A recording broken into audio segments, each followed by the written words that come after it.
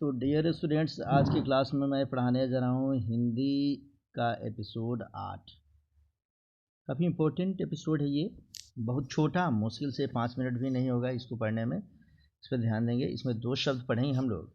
संगम क्या है और दूसरा हमारा है अनुतान क्या है। संगम और अनुतान, इस दोनों को हम पढ़ते हैं। वर्ण पढ़ने के तुरंत बाद हम इसको पढ़ रहे हैं। सबसे पहले जानेंगे संगम।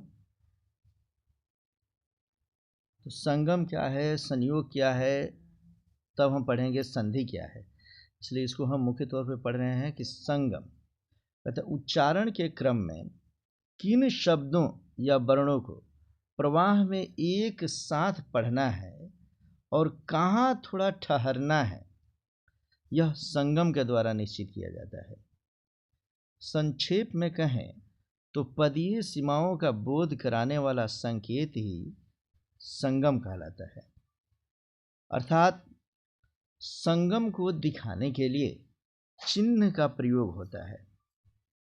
निम्नलिखित उदाहरणों को देखकर संगम का महत्व समझा जा सकता है। यदि हम किसी वाक्य को बोलते हैं बच्चों, तो बोलने के क्रम में कहाँ रुकना है, इस चीज़ को जानना जरूरी है।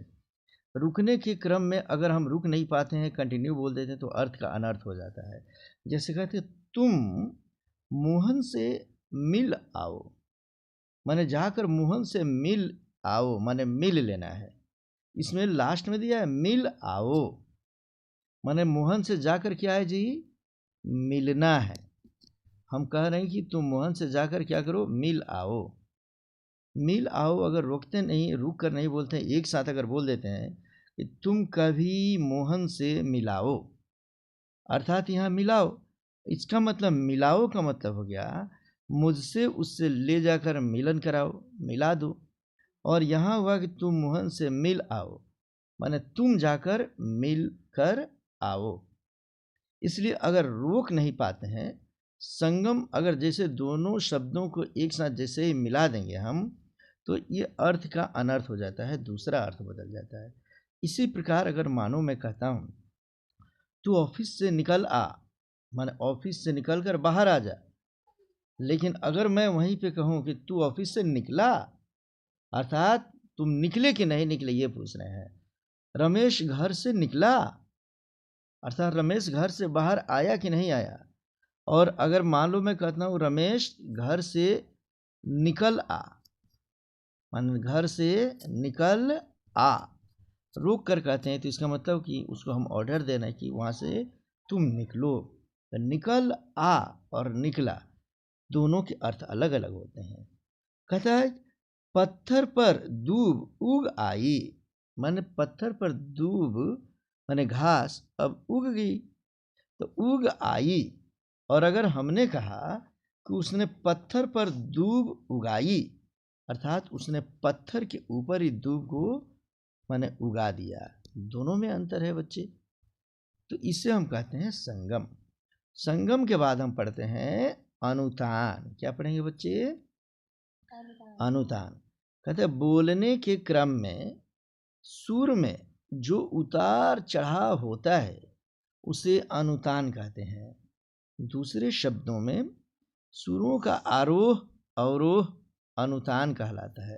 अर्थात जब भी हम किसी को कोई शब्द बोलते हैं बच्चों, तो बोलने के क्रम में कभी हम आश्चर्य करके बोलते हैं, कभी प्रश्न करके बोलते हैं। एक ही शब्द का अर्थ समय समय पे बदलते जाता है। जैसे उदाहरण के लिए अच्छा शब्द को देखा जा सकता है जिसमें अनुतान के सहारे कई अर्थ पैदा किए जा सकते हैं। जैसे उदाहरण देखेंगे तो समझते हैं। मान लो अगर कोई व्यक्ति कहता है कि मैं पढ़ता हूँ और वो कभी पढ़ता ही नहीं है, तो हम पूछते हैं कि अच्छा, क्या बोलेंगे हम लोग, अच्छा। अच्छा, अर्थात हम प्रश्न करें कि अच्छा तुम तो कभी पढ़ते नहीं हो और फिर कह रहे हो कि मैं पढ़ता हूँ। उसी प्रकार कोई व्यक्ति कभी पढ़ता नहीं है और वो कहते कि मैं पढ़ता हूँ, तो हम कहते हैं अच्छा, माने स्वीकारात्मक करते हैं, आश्चर्य, अच्छा। हम इसको पढ़ेंगे अच्छा, माने हम क्या करते हैं, आश्चर्य करते हैं कि भाई तुम कब पढ़ने लगे। और एक तो होता है कि मैं पढ़ता हूँ। अगर कोई कहता है और हम कहते हैं अच्छा, माने बेमन से स्वीकृति देते हैं कि अच्छा तो तुम पढ़ते हो। तो इस तरीके से अच्छा का अर्थ कहीं प्रश्न सूचक है, अच्छा का अर्थ कहीं आश्चर्य सूचक हो जाता है, और अच्छा का अर्थ बेमन से कभी स्वीकृति दे देती है। तो इस प्रकार से बच्चे हम अभी पढ़े, इसके एपिसोड 8 में हमने क्या पढ़ा? तो पढ़ा हमने संगम और अनुतान। बहुत छोटा सा वीडियो है, इसे तुम देख लो बच्चे। संगम अनुतान पढ़ लिए, इसी के साथ हम थोड़ा सा बता देते हैं संयोग। संयोग, यदि किसी दो शब्द को हम जोड़ दें और दोनों शब्दों को जोड़ने से उन शब्दों में कोई परिवर्तन न हो तो उसे हम संयोग कहते हैं।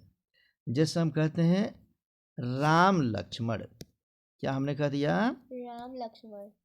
तो राम प्लस लक्ष्मण लक्ष्मण हमने जोड़ दिया, कोई चेंजिंग नहीं आया, तो हम इसे कहेंगे संयोग। समझ गए बच्चे? Yes sir. तो इस तरीके से संयोग भी समझ गए, संगम समझ गए, अनुतान समझ गए। अब हम एक वीडियो इसका पढ़ने जा रहे हैं, सबसे इम्पोर्टेंट वीडियो, उच्चारण संबंधी अशुद्धियाँ। यह हम पढ़ेंगे हिंदी के एपिसोड 9 में, काफ़ी इम्पोर्टेंट। और इसके बाद हम संधि शुरू करेंगे एपिसोड 10 में। तो चलो बच्चे, नेक्स्ट वीडियो के लिए तैयार हो जाओ एपिसोड 9 के लिए।